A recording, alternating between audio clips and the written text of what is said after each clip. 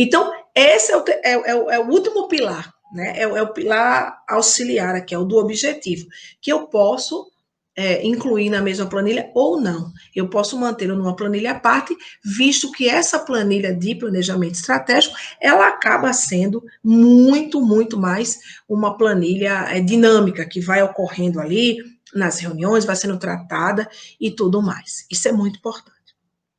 Bom, do ponto de vista de sistema de gestão, isso é o que a gente entende que minimamente vai dar suporte e vai atender aos requisitos normativos, né?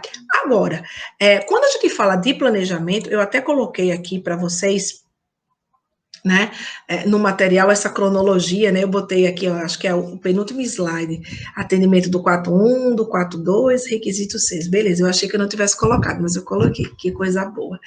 Engraçado que às vezes eu tenho uns lapsos assim, eu acho que a idade tá me deixando meio, né, às vezes eu falei, mas eu coloquei essa informação lá, eu coloquei, vim olhar, tá aqui, certinho, se não tivesse eu ia botar, ia colocar lá de novo o material, não tem problema nenhum, aqui a gente corrige, né, faz ao vivo, a gente corrige, se precisar corrigir, não tem nenhum problema.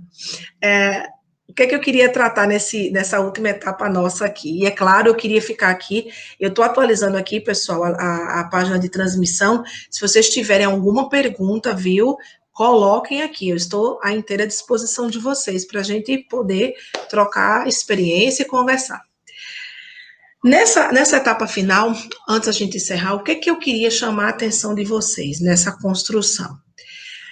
Nós estamos diante daquilo que a norma tem de mais precioso, não desmerecendo os outros requisitos, não me entendam, não, jamais faria isso. Mas o que eu quero dizer é que o grande objetivo dessas versões pós-2015 foi exatamente nos aproximar, como eu comentei no início, da estratégia da organização.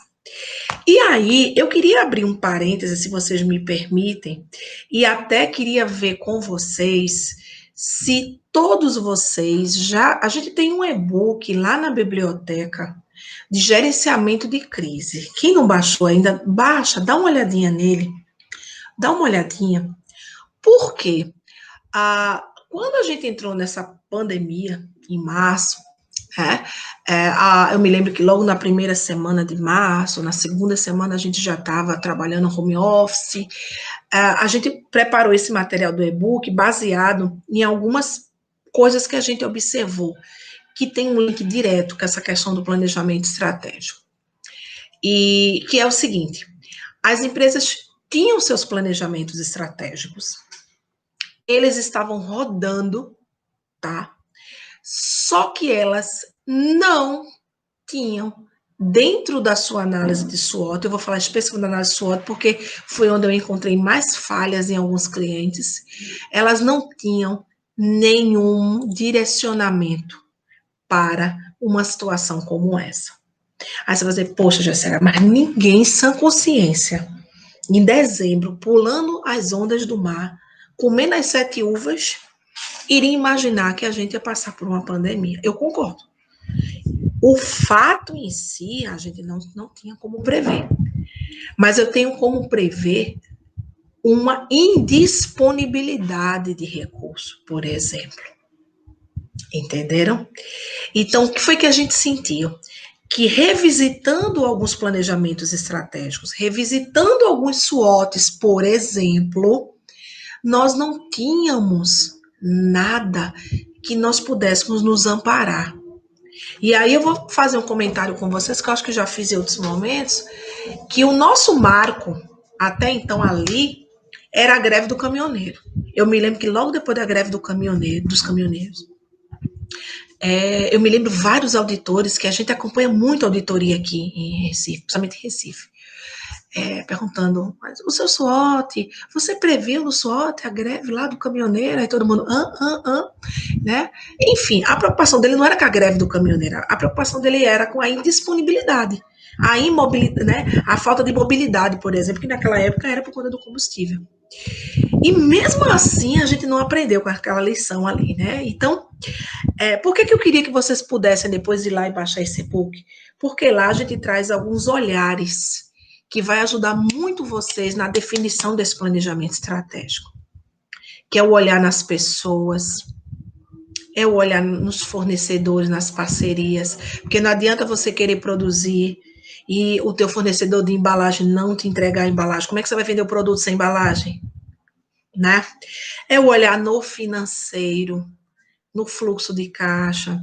Então, a gente trouxe ali, para dentro desse e-book, alguns princípios da ISO 31000, que é da análise de risco, né? Que vertentes de risco a gente poderia estar analisando para que isso ajude vocês na hora que vocês estiverem construindo aí os direcionamentos ou os planejamentos estratégicos das empresas que vocês estão atuando ou que vocês irão fazer a consultoria. Isso é muito importante. A gente está vivendo um momento sem precedentes, é claro, mas a gente precisa minimamente, nesse momento, ter esse olhar. E aí tem uma coisa que é chave para a gente, né? Vocês vão precisar, sem sombra de dúvida, rever o planejamento de vocês, né? Isso eu tenho dito muito, eu disse isso inclusive aqui na Qualiseg. A gente, olha que coisa interessante, a gente tinha uma reunião marcada para o final de março, para revermos o nosso planejamento estratégico. A gente fez um planejamento de 3 anos, e uma vez ao ano a gente senta e revisita. A gente monitora ele nas nossas reuniões mensais, mas a gente revisita mesmo, a gente reestrutura. E aí, naquela ocasião, eu falei pro pessoal, pros meninos aqui, eu disse, gente, vamos parar tudo, vamos parar um pouquinho. Sabe por quê?